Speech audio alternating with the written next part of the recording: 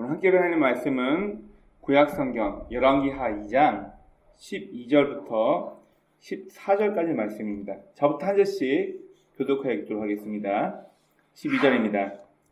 엘리사가 보고 소리치르되 내 아버지여 내 아버지여 이스라엘의 병거와 그의 마병이여 하더니 다시 보이지 아니하는지라. 이 엘리사가 자기의 옷을 잡아 둘로 찢고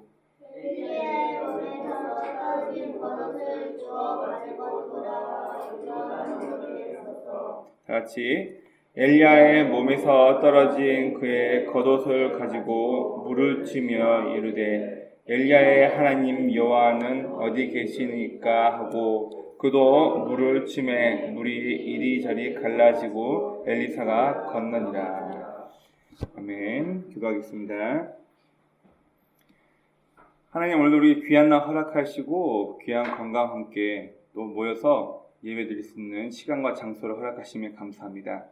하나님, 우리가 매 순간 무엇이 하나님의 뜻이고 하나님의 방법이니 구별할 때 때로는 우리 인간적인 마음이 앞서서 우리 귀가 사람의 말을 먼저 듣고 하나님의 방법보다는 인간적인 욕심을 따라할 때가 많았음을 고백합니다. 늘 어리석고 부족한 저의 이 연약함을 주님 용서하시고 우리가 다시 한번 우리의 연약함을 깨닫고 주의 말씀을 이해하며 하나님의 말씀대로 이 땅을 살아갈 수 있는 주의 참 백성이 될 수 있도록 인도하여 주옵소서. 오늘도 부족한 자가 주의 말씀을 들고 단 위에 섰습니다. 오직 약속된 하나님 말씀만 증거하는 이틀 되게 도와주옵시고, 하나님, 이 시간이 종교활동하러 예배 보러 오는 시간이 아니라 우리 각 개인이 예배 드리며 하나님과 영적인 만남이 있는 귀한 시간이 될 수 있도록 이 시간을 축복하여 주옵소서. 예배의 시작부터 마치는 모든 순간까지 우리 주의 성령께서 함께 하시고 인도하시고 믿사하며 우리의 구주 예수님의 이름으로 기도드립니다. 아멘. 여러분 혹시 관상용 물고기로 열대어 중에서 키우기 가장 쉬운 열대어가 뭔지 아십니까? 관상용 열대어로 키우기 가장 쉬운 종류. 네, 보통 구피라는 우리나라 치면은 송사리처럼 아주 작은 물고기인데 동남아 쪽에 가면은 논두렁이나 연못, 호숫가에 아주 흔하게 볼 수 있는 물고기인데, 자, 이 구피를 키워보니까 특징이 있더라고요. 이제 난태생이라서 알을 낳고 그리고 그런 아이인데, 자, 이 구피라는 물고기는 한 2년 정도 수명이 되고 알을 낳지 않고 새끼를 낳는 물고기입니다. 그래서 요한 3년 넘게 이 물고기를 쭉 키우고 있는데요. 3년이 됐으니까 어떻게 됐을까요? 수명이 2년이니까. 네. 지금 저희 집 어항에는 예전에 처음 사서 키웠던 어른 구피는 다 새끼 낳고 수명이 2년밖에 안 되기 때문에 다 죽어 없어지고, 이제 저희 집 어항에는 작은 치어들, 좀 큰 아이들만 바글바글 합니다. 네. 자, 표현이 좀 그렇지만, 여러분, 모든 동물들, 식물들, 곤충들, 사람도 마찬가지로 다음 세대를 남겨놓고 부모 세대는 자기의 수명을 다하면 다 죽고 또 그 세대가 후손을 낳고 또 그 부모 세대는 죽고 이렇게 해서 생명의 순환은 계속해서 이어지게 되어 있습니다. 바로 다음 세대로 이어지는 거겠죠. 우리의 수명뿐만 아니라 부모가 자녀들에게 보였던 태도, 삶의 태도나 가풍, 교훈들, 또 스승의 제자에게, 또 선배가 후배에게 전해졌던 다양한 방법들이나 여러 가지 노하우들은 다음 세대, 후배들에게 남겨주고 세대 교체가 되게 됩니다. 오늘 우리가 읽었던 본문 말씀도 바로 이스라엘 역대 가장 훌륭한 선지자였던 엘리야 선지자가 그의 후계자 엘리사에게 모든 정권을 이양하고 타락한 북이스라엘을 깨우치며 많은 백성들과 왕들이 하나님께로 돌아올 수 있도록 그 역할을 하는 다음 후계자로 엘리사를 지목하고, 엘리야는 회류바람 타고, 흔히 말하면 이제 회류바람에 승천하여서 그의 시체를 찾을 수 없다, 이제 그렇게 얘기를 합니다. 성경을 보면은 나중에 예수님 때 예수님께서 변화산에 가셨다. 원래는 변화산이라는 이름이 있는 게 아니고 예수님께서 갑자기 그 형체가 밝고 다른 모습으로 변화했다 해서 알기 쉽게 하려고 어떤 동산에 올라갔는데 그 산은 쉽게 말해서 변화산이라고 얘기합니다. 예수님께서 이 산에 올라갔을 때 구약의 두 명의 인물을 만납니다. 누구를 만나시죠? 한 명은 모세, 한 명은 엘리야를 만납니다. 그리고 이 두 명이 예수님께서 어떻게 죽음을 맞이할 것인가에 대해서 이야기하는 것을 예수님의 제자였던 베드로, 야고보, 요한이 그 장면을 목격하게 됩니다. 모세는 구약의 율법을 대표하는 인물이고 엘리야는 선지자를 대표하는 인물입니다. 구약 전체를 대표하는 두 인물이 예수님을 만나는 그 사건이 이 변화사 사건입니다. 오늘 우리가 다 읽지 않았지만 이 엘리야가 오늘 마지막으로 자신의 뒤를 이을 엘리사에게 뒤를 이을 마지막 과제를 남기고 그는 떠납니다. 다 읽지 않았지만 성경 한번 볼까요? 오늘 본문 1절부터 4절 말씀을 한번 보겠습니다. 열왕기하 2장 1절부터 보면은 여호와께서 회리바람으로 엘리야를 하늘로 올리고자 하실 때 엘리야가 엘리사와 더불어 길갈에서 나가더니, 자, 그리고 엘리사가 얘기합니다. 하나님께서 나를 이제 회오리바람으로 데리고 가실 때가 됐다. 나는 이제 베들로 갈 거니까 너는 여기 머물러라. 내가 스승님의 살아계심을 두고 맹세합니다. 나는 결코 스승님을 떠나지 않겠습니다. 그렇게 베들로 동행을 합니다. 자, 우리 3절 말씀 한번 볼까요? 3절 다 같이 읽습니다. 시작. 베델에 있는 선지자의 제자들이 엘리사에게로 나아가와 그에게 이르되 여호와께서 오늘 당신의 선생을 당신의 머리 위로 데려가실 줄을 아시나이까 하니 이르되 나도 또한 아노니 너희는 잠잠하라니라. 자, 그리고 5절부터 말씀을 보면 엘리사가 계속 쫓아오니까 엘리야가 이번에는 여호와께서 나를 여리고로 보내주신다. 나 글로 갈 거다. 너 여기 있어라. 엘리사가 또 결심합니다. 내가 내 목숨을 걸고 내 스승님의 혼을 맹세하고 나는 무조건 스승님을 쫓아갈 것입니다라고 얘기를 합니다. 베델에서 또 여리고로 이동을 하고 엘리사의 결심과 엘리야가 그러면 하나님께서 나를 취하실 때, 나를 회의의 바람으로 나를 끌고 올라가실 때 이 목격을 하면 네 원하는 대로 네 소망을 말해라. 그러면 이루어질 거다.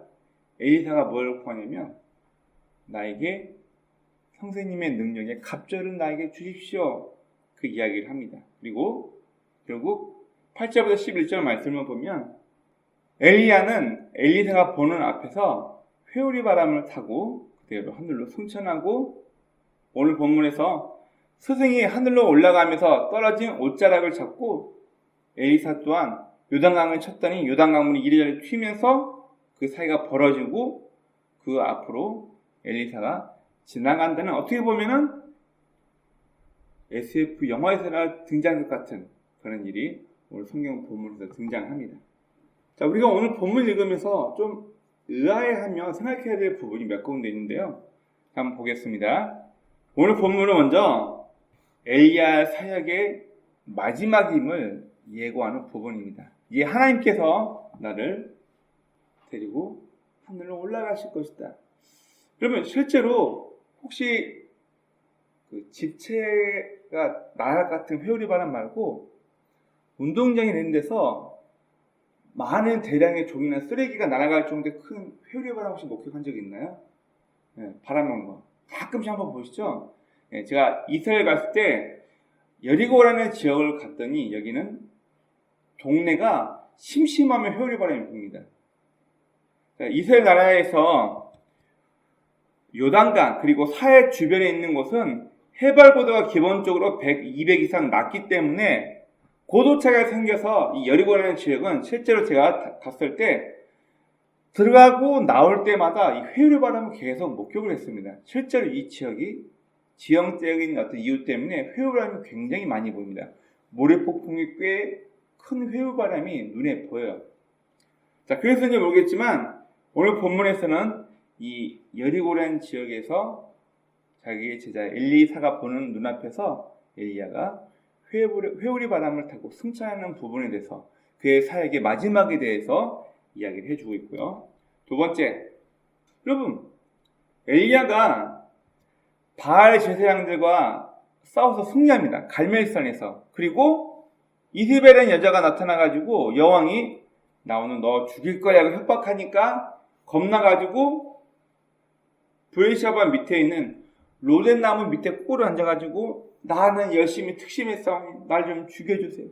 나 혼자만 남았고 모두 다 바알에게 넘어갔습니다. 하나님께서 뭐라고 엘리야를 위로하셨죠? 왜 넌 너 혼자 있는 줄 아느냐? 아직 바알에게 무릎 꿇지 않은 7,000명의 사람이 있는 것을 알지 못하느냐? 그 사실을 알려줘요.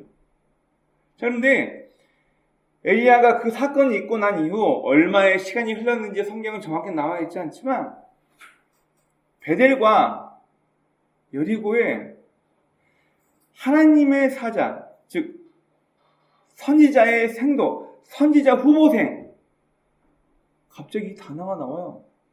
무슨 말이죠? 바로 그 사건 이후 엘리야를 통해서 여호와 하나님을 믿고 따랐던 선지자 생도, 쉽게 말하면 신약생들이 많이 생겼다는 것을 이야기해 줍니다. 여러분, 성경 구약 어디에도 이 선지자의 생도라는 단어가 나오지 않거든요. 바로 오늘 본문에서 선지자의 생도, 여호와 하나님이 누구인지 깨닫고 배우는 엘리야의 제자가 많아졌다는 것을 성경에서는 이야기하고 있습니다.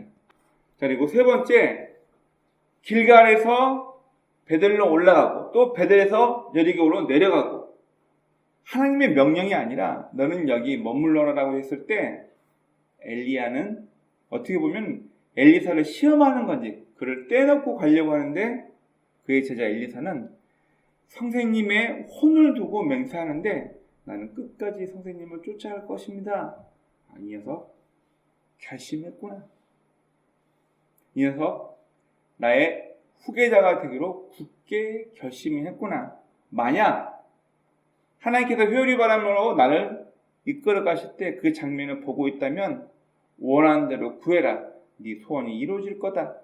이 이야기를 합니다. 바로 엘리사가 어떤 결심을 했는지 보여주는 대목입니다. 그리고 네 번째, 이제 엘리사는 하늘로 승천해버리고 부재중인 이 땅에 있지 않는 엘리야를 대표해서 엘리야의 후계로 갑절의 능력을 맡은 하나님의 선지자로 그의 활동이 시작됩니다. 자, 오늘 엘리야가 어떤 인물이냐 한번 생각해 봅시다. 엘리야, 우리는 보통 엘리야를 불의 선지자, 하늘에서 불이 떨어지게 해서 바알 선지자의 대결에서 아직도 이스라엘 백성들이 하나님이 누구인지는 모르고 바알이 하나님인 줄 알고 믿고 있었던 그들 앞에 누가 진짜 하나님인지, 물에 젖어있는 제사, 도랑까지 파가지고 물이 흠뻑한데 엘리야의 기도를 통해서 불이 하늘에서 땅에 떨어져서 누가 진짜 여호와 하나님인지를 백성들 앞에서 보여줬던 불의 선지자. 엘리야는 타락한 북이스라엘 왕과 이스라엘 백성들 앞에서 누가 진짜 하나님인지를 보여줬던, 타락했던 그 당시의 상황을 책망하면서 여호와 하나님을 보여줬던, 어떻게 보면 참 야생적인 마초 같은 그런 인물로 표현이 됩니다. 갈멜산 전투에서 850대 1로 싸워 승리했던 사람, 하지만 이세벨 여왕의 너를 죽이겠다는 협박을 듣고 그는 자기 혼자만, 나 혼자만 일이 열심히 하면 뭐하나, 모두 다 바알에게 절해버렸고 나 혼자만 열심히 여호와 하나님 믿는데 이게 뭐하는 일인가, 심한 우울증에도 시달리고 겁에 질려서 브에시바 광야까지 도망가서 로덴나무 밑에 쭈그려 앉아가지고 나는 열심히 특심하여 싸우니 이제 나를 죽여주세요. 한없이 약한 인간적인 모습을 보였던, 어쩌면 어마어마한 성공도 경험하고 엄청난 낙심까지 경험했던 그런 사람이 바로 엘리야입니다. 그러면 성경에 다 나와 있지 않지만 엘리야는 분명 바알에게 다 넘어가 버리고 여호와 하나님을 섬기는 선지자가 나밖에 없음이라고 했던 엘리야가 오늘 본문에서는 엘리야와 엘리사의 관계를 알고 있고 엘리야가 오늘 하나님께서 그를 회오리의 바람으로 끌고 올라갈 것이라는 사실을 알고 있던 선지자의 제자들이 베델에도 있고 여리고에도 있었던 사실을 통해서 정확히는 알 수 없지만 엘리야의 뒤를 이어서 엘리야의 가르침을 받아서 여호와 하나님이 누구인가 더 잘 알려고 했던, 쉽게 말하면 신학생들이 엘리야의 제자로 많이 등장하게 됩니다. 베델과 여리고에 선지자 학교 혹은 신학교를 세웠다라고 봐도 무방할 것 같습니다. 그리고 엘리사라는 걸출한 인물, 자기의 후계자로 남기고 그는 이제 성경에서 아예 퇴장합니다. 그러면 엘리야의 입장에서 한번 생각을 해봤습니다. 바알 제사장들과 전투에서 승리하고 이제 하나님을 믿는 선지자가 나밖에 없습니다. 모두가 다 바알에게 무릎 꿇고 북이스라엘 나라 전체가 이제 하나님을 버려버리고 바알에게 넘어간 상황에서 나 혼자 열심히 특심했습니다. 이제 나 지쳤습니다. 나를 거두어가 주세요. 내 생명을 거두어가 주세요. 이렇게 말했던 엘리야입니다. 그런데 엘리야는 절망 속에서 어떤 희망을 봤던 것 같아요. 이제 그렇게 표현을 해봅니다. 구약 성경에서 가장 먼저 제일 처음 선지자의 제자, 선지자의 생도라는 표현이 성경에 나옵니다. 누굴 뜻할까요? 엘리야를 뜻하겠죠. 엘리야를 통해서 하나님 여호와를 알게 되고 하나님이 어떤 분인지, 타락한 북이스라엘 백성들에게 하나님의 말씀을 어떻게 가르쳐야 할지 배우고 훈련하는 신도들이 이제 생기게 됩니다. 즉 제자들이 생기게 됩니다. 그리고 그는 자신의 후계자 엘리사가 얼마나 굳은 결심을 하고 자신의 뒤를 이을 선지자가 될지를 확인하게 됩니다. 엘리사가 그의 뒤를 이어서 갑절의 능력을 받고 그는 타락한 북이스라엘을 다시 한번 하나님께로 돌아오게 하는 데 힘쓰는 선지자가 되어서 그의 뒤를 잇게 됩니다. 여러분, 그러면 이제 엘리사 입장에서 한번 생각해 봅시다. 우리 엘리사가 언제 등장하냐면은 엘리야가 하나님께서 말씀하시는 바알에게 무릎 꿇지 않는 7,000명이 남아있다, 이 소식을 듣고 그 이후에 너는 가서 엘리사라는 사람을 네 제자로 삼고 아람 왕 하사엘에게 기름 부어서 다음 왕으로 세워라. 자, 이런 명령을 받을 때 엘리사가 등장합니다. 엘리사가 굉장히 갑부라고 얘기했었죠. 어떤 갑부? 농사 짓고 있을 때 겉옷을 던지면서 너는 나를 따라라 얘기를 하죠. 그때 뭐하고 있었어요? 그럼 엘리야는 굉장히 갑부집 아들에게 부탁을 합니다. 12결이 소라고 그랬죠. 12결이, 한 결이가 쌍이죠. 2마리니까 12결이면 몇 마리예요? 네. 소 24마리를 농사에 투입할 만큼 어마어마한 갑부였다는 얘기예요. 그럼 좀 쉽게 얘기해 볼게요. 재벌 2세예요. 쉽게 말하면은 엘제고르 막내 아들한테 너 목사 돼. 하나님께서 너를 목사로 불렀어. 너를 선교사로 불렀어. 그랬더니 자기 집안에 있는 모든 그 어마어마한 재물을 다 냈다 팽개치고 선지자로 결단한 사람이에요. 여러분, 양 한 마리가 얼마랬죠? 아니, 이 당시에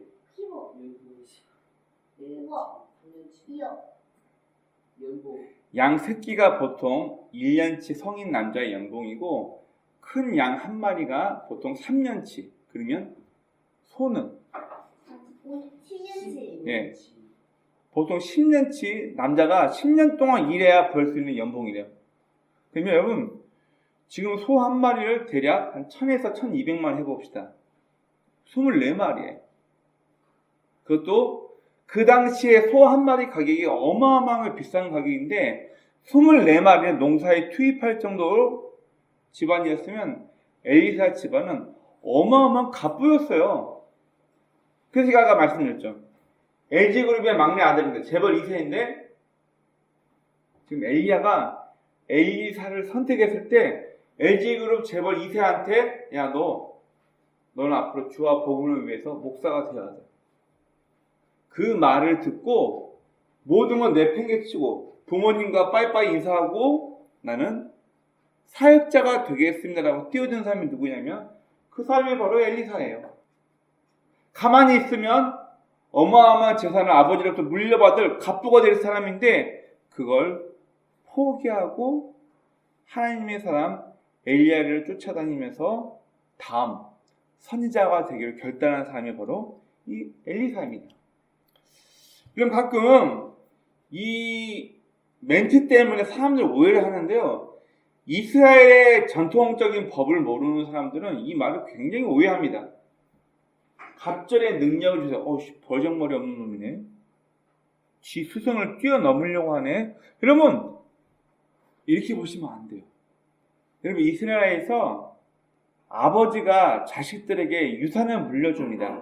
자, 우리나라에서 참 잘못된 것 중에 하나가 뭐냐면 장자라고 해석된 것 때문에 참 말이 많아요. 장자. 그러면 첫째 아들에게 재산을 물려준다 그 얘기하는데 여러분 이스라엘에서 장자라는 말 자체가 없습니다. 아버지가 선택한 아들에게 갑절에 유산을 물려주는 풍습이 있습니다. 자, 자식이 예를 들어서 4명이에요. 근데 첫째, 둘째, 셋째, 넷째가 있는데 셋째가 마음에 들어. 그러면 셋째에게 유산을 어떻게 물려주냐면은 아버지가 갖고 있는 모든 재산의 절반을 일단 잘라가지고 자신이 선택한, 우리나라에서는 장자라고 잘못 표현되어 있습니다. 장자는 말이 없어요. 즉 아버지가 선택한 셋째 아들에게 재산의 절반을 먼저 주고 재산이 얼마 남아있어요? 절반이 남아있죠. 이 절반 가지고 4명의 자식들에게 또 다시 4등분 해가지고 재산을 나눠줍니다. 그럼 셋째는 몇 프로를 받는 거예요? 거의 70%를 받는 거예요. 그래서 이걸 상투적인 관용적인 표현으로 아버지가 말년을 함께 살고 싶은, 죽을 때까지 자신의 말년을 맡기고 싶은 자식에게 재산에 갑절을 준다, 이 표현이 나와 있어요. 즉 갑절의 능력을 달라는 말은 뭐냐면 엘리야 스승님께 나는 선택받은 당신의 선택한 제자이니까 이스라엘의 관용적인 문구로 아버지가 선택한 자식에게 갑절의 재산을 주는 것처럼 스승님 나를 선택하셨으니까 나에게 당신과 같은 선지자의 능력을 나에게 허락해 주세요. 이 부탁을 엘리야가 회류바람통 올라갈 때 그 기도를 하는 거예요. 무슨 말인지 아시죠? 뭐냐면 나는 정당하게 당신이 선택한 당신의 후계자이니까 나에게 능력을 주세요. 당신의 유산은 나에게 물려주세요라고 그 표현을 하는 것이 바로 갑절의 능력을 달라는 것입니다. 그러면 한번 생각해 봅시다.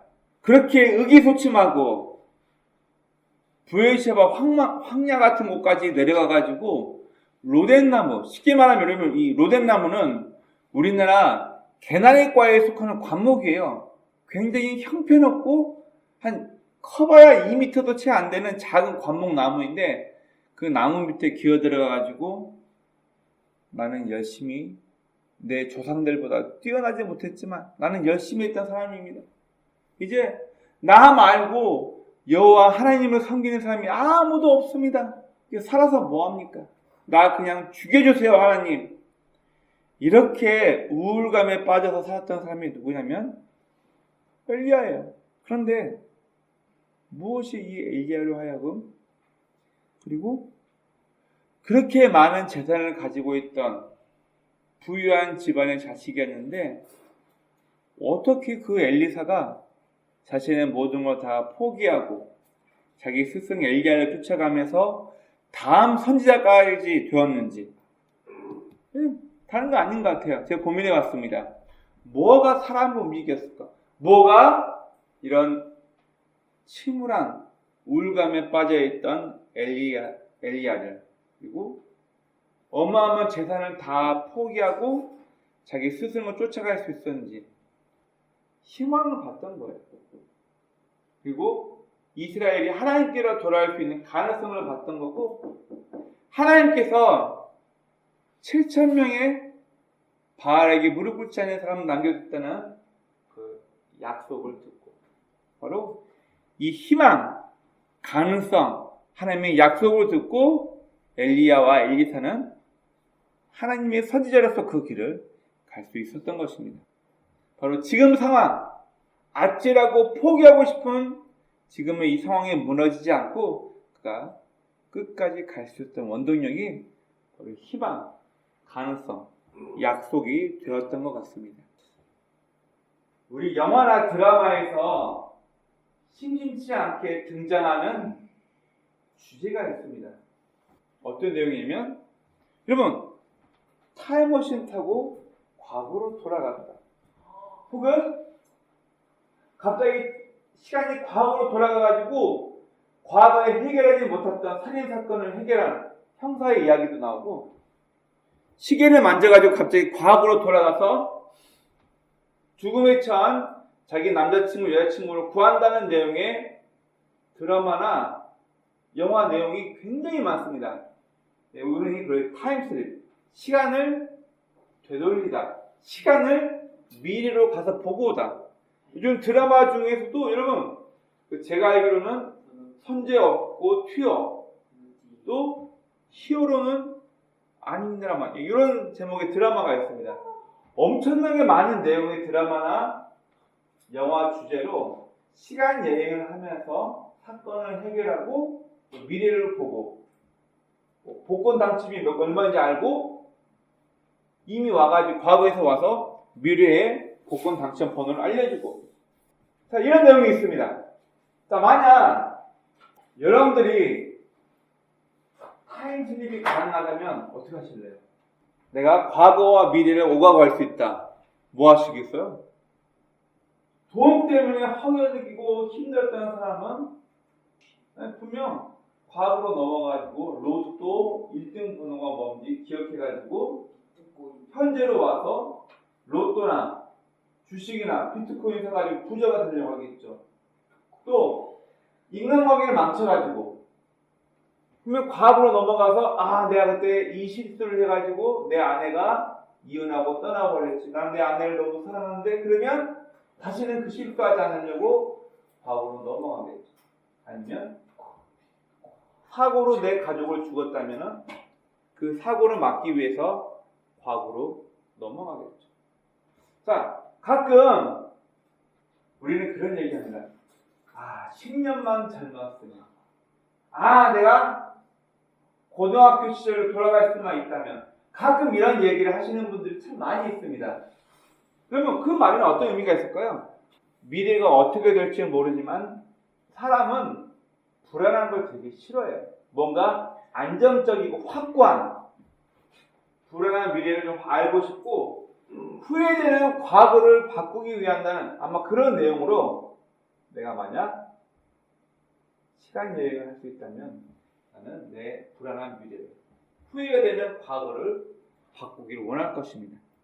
그럼 결국 사람은 매 순간 완벽하지 않기 때문에 내 선택에 대한, 내가 그때 결혼을 미뤘어야 돼, 이놈하고 결혼하면 안 돼, 그때 내가 이 사람을 잡았더라면, 그때 내가 그 실수만 하지 않았더라면, 일이나 인간관계에서 우리는 늘 무언가를 실패하고 실수하기 때문에 내 선택에 대한 실수와 불안감을 해소하기 위해서 우리는 내가 시간 여행을 할 수 있다면 이런 것을 하고 싶더라, 이런 내용이 영화 드라마가 심심치 않게 주제로 나오고 있습니다. 여러분, 우리는 다 불안합니다. 불안정해요. 제 아들과 딸이 완벽한 존재로 태어났다라면은 부모의 역할이 필요 없어요.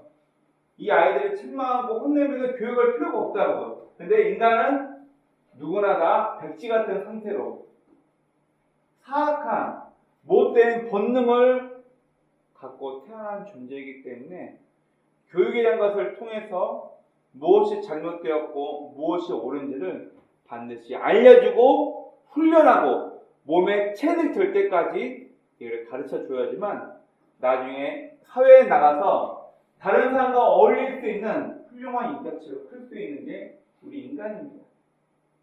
내가 예수를 믿었다고 해서 한순간에 훌륭한 성도가 되는 것이 아니라 여전히 실수하고 연약하고 부족한 성도이기 때문에 우리는 불완전한 존재로 우리는 만들어지고 있는 과정에 있다는 것을 기억해야 합니다.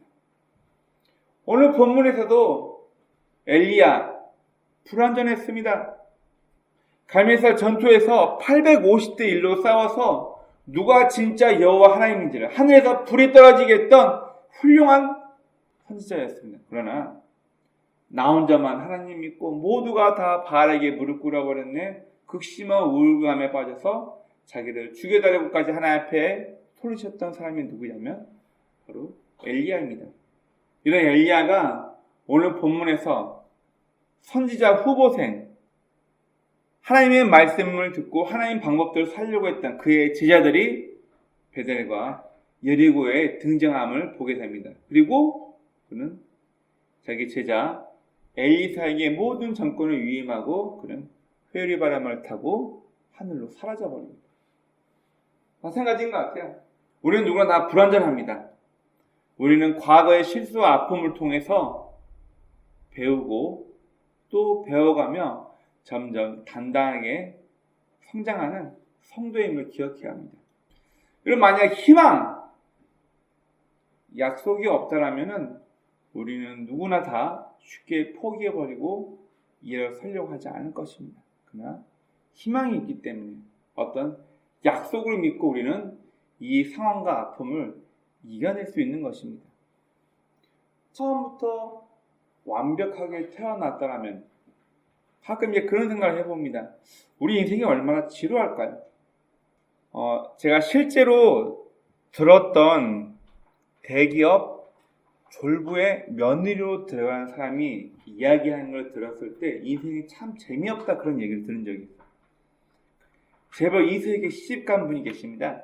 자, 그런데 남편을 사랑해서 남편을 위해서 내가 요리를 배워야지 뭔 귀찮게 요리를 배우냐고 그냥 요리사 불러. 얘는 편할 것 같죠. 그냥 요리사 불러서 요리하는 거예요. 이 아내는 남편을 위해서 뭔가 자기가 수고하고 노력해서 요리를 하고 싶었는데 남편이 돈이 많으니까 돈으로 요리사를 사버리는 거예요. 취미로 꽃도 키우고 뭣도 키우려고 하니까 뭐 그런 거에 그냥 정원사 불러. 어떤 내용인지 이해되시나요? 내가 수고하고 노력해서 뭔가 해보고 싶은데 돈으로 모든 걸 다 해버리니까 삶이 재미가 없어졌다는 거예요. 내가 사랑하는 내 남편과 가족을 위해서 열심히 요리해가지고 맛있게 먹는 모습을 보면서 기쁨과 좀 보람을 느끼고 싶은데 돈으로 요리사 사가지고 다 해버리니까 인생에 재미가 없더라는 거예요. 어마어마한 부자인 재벌 2세의 와이프로 결혼해서 들어갔는데 삶이 재미가 없더라는 거예요. 돈 쓰는 것 말고는 할 수 있는 게 없다. 실제 있는 누군가의 고백을 들은 겁니다. 돈만 많으면 재밌을 것 같죠. 그럼 우리는 불완전한 상태이기 때문에 뭔가를 배우고 뭔가를 깨닫고 때로는 실수도 하고 때로는 실패도 해가면서 뭔가를 배워가면서 이해하고 노력하면서 얻을 수 있는 성취감이 있어야 되는데 여러분 처음부터 완벽하게 이런 게 없다라면은 우리 삶이 지금처럼 재미있을까요? 제가 처음 결혼했을 때 제 아버지께서 그런 얘기를 한 적이 있습니다. 신혼 초부터 모든 게 다 갖춰져 버려 있으면 부부가 살아가면서 살림살이 장만하면서 뭐 하나 만들어가고 뭐 하나 해서 이런 삶의 소소한 재미와 행복이 느낄 수가 없다. 이런 얘기를 하신 적이 있어요. 네. 벌써 오늘이 저는 결혼 14주년입니다. 저희 와이프랑 살아가면서 보니까 하나씩 하나씩 조금씩 갖춰가고 만들어가고 애들도 생기고 맨날 손빨래 하다가 제가 지금까지 가장 혁신적인 가전제품이요. 저는 개인적으로 건조기입니다. 빨래하고 건조기 집어넣고 예전에는 다 일일이 빨래 펴서 말리고 얼마나 편한지 모릅니다. 자, 이렇게 가전제품도 그렇고 집 하나도 그렇고 하나하나 맞춰가고 저는 전세로 집을 얻었을 때 깜짝 놀랐고요. 제 이름으로 있는 자동차가 생겼을 때도 깜짝 놀랐어요. 하나하나 맞춰가고 그런 재미. 여러분 엘리사라는 사람이 처음부터 완벽하게 태어났다라면 이런 고민을 할 필요도 없을 거예요. 그러나 불완전한 존재로 태어났고 불완전한 존재로 하나님을 위해서 복음을 위해서 일해왔지만 때로는 실수도 하고 실패도 해가면서 자신이 만들어지고 하나님께서 자신이 했던 말이 무엇인가를 경험함을 통해서 엘리야는 조금씩 희망을 바라보며 결국 그의 다음 세대로 수많은 선지자의 생도들과 엘리사를 남겨놓고 그는 하나님의 부름을 받아 올라가게 됩니다. 여러분 오늘 본문처럼 저도 저의 인생이 완전하지 않습니다. 여러분들도 여러분들의 인생이 아마 완벽하다라고 느끼지 않을 것입니다. 뭔가 늘 불안하고 연약했음을 고백할 수 없을 거예요. 그럼 중요한 것은 포기하지 않는 것. 환경이나 상황에 굴복하고 거기에 내맡기지 않는 것이 가장 중요한 것 같습니다. 오늘 본문의 주제처럼 굴복하지 않는 결단이란 결국 나의 인생에 있어서 뭐가 가장 가치 있고 중요하지? 깨닫는 거예요. 내 삶의 가치가 무엇인지를 깨닫지 못한 사람은 일어나서 밥 먹고 회사 가서 일하고 한 달에 한 번 월급 받고 월급 받은 걸로 외식하고 사고 싶은 물건 사고 또 일하고 돈 받고 자본주의 사회에서는 나의 목숨과도 같은 시간을 돈 있는 사람한테 내맡기고 그가 원하는 대로 내 생명을 써서 돈을 받고 그 돈으로 인생 살아가는 것. 이게 자본주의 사회에서 인간을 가장 최하 단위로 봤을 때 내 생명을 돈 있는 사람에 내 생명을 맡기고 그 대가로 월급 받아서 생명을 연장하면서 사는 것. 이게 자본주의 사회에서 인간의 삶입니다.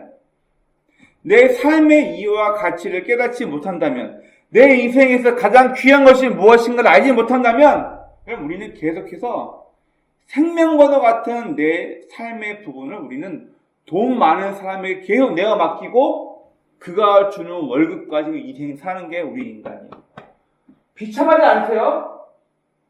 내 시간이에요. 내 생명 같은 시간을 돈 많은 회사 오너에게 갖다 바치고 그가 원하는 대로 일하고 그가 주는 돈을 받으면서 겨우 인생을 연명하면서 남들도 나도 남들처럼 살아야지, 나도 남들처럼 살아야지.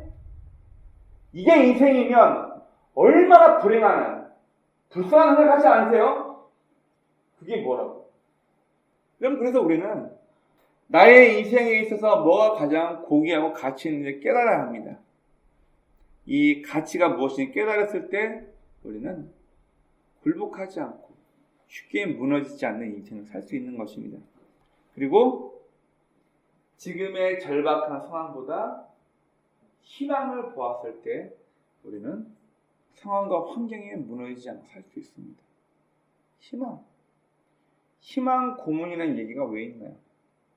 가능성 때문에 지금은 고달프고 힘들고 어렵지만 지금은 이렇게 공부하는 게 힘들고 어렵지만 좋은 대학 가기 위해서 지금 수능생들은 공부를 합니다. 저희 집 앞에 유명한 단과 학원이 새로 생겼습니다. 토요일도 주일도 밤 10시 반 11시까지 애들이 방마다 모여가지고 공부하고 있더라고요. 이 주말에 가족들과 혹은 친구들과 어울려 놀고 싶은 이 주말에 저 아이들은 뭘 목적으로 밤 10시 반, 11시까지 공부하고 있을까? 부모들은 애들 끝날 시간 맞춰서 맨날 저희 집 앞에 주차해놓고 기다리고 있어요. 왜 그 짓을 하고 있나요? 저 좋은 학교로 진학을 하기 위해서. 저 돈 원하는 대학교를 가기 위해서. 좋은 대학을 가야 좋은 직장을 얻어서 연봉 많이 받고 편하게 살 수 있으니까 지금을 참고 고생해라. 공부하는 수험생은 자신의 미래를 위해서, 직장인들은 더 많은 직급과 더 높은 직급과 많은 월급을 받기 위해서 시험 준비를 하고, 결혼하고 싶은 사람들은 더 좋은 배우자를 만나기 위해서 또 자신을 만들겠죠. 그래서 우리는 자신의 가치를, 그리고 희망을 보았을 때, 그리고 믿을 수 있는 약속을 붙잡았을 때 우리는 환경이나 상황에 굴하지 않고 이 모든 것을 극복해가며 뛰어나갈 수 있는 것입니다. 여러분은요, 저와 여러분은 완벽한 존재로 태어난 것이 아니라 불완전한 존재로 태어나서 하나님의 방법을 통해서 또 여러 가지 실수와 실패를 통해서 무엇이 사람답게 사는 것이고 무엇이 가치 있는 것인가를 우리는 배워나가는 과정에 있는 사람들입니다. 성도란 기도 몇 번 하고 교회 열심히 다님을 통해서 하나님 앞에 뭔가 능력을 받아서 갑자기 어떤 존재로 확 레벨업, 단계가 바뀐다, 이걸 얘기하는 것이 아니라 우리 스스로가 깨닫고 이해하는 것만큼 우리의 삶을 누리고 살아갈 수 있습니다. 원하옵기는 저의 인생이, 또 여러분들의 인생이 완전하지 않지만 때로는 실수와 연약한 부분이 많이 있긴 하지만 실수나 실패를 통해서 혹은 성경을 통해서 하나님께서 우리에게 하신 약속을 통해 무엇이 더 가치 있고 무엇이 내 삶의 절망을 이겨낼 수 있는 희망이 될지를 발견하면서 우리의 삶의 모습을, 지금의 삶을 날마다 승리하며 나갈 수 있는 복된 저희 모두의 삶이 되시길 주의 이름으로 축원합니다. 아멘.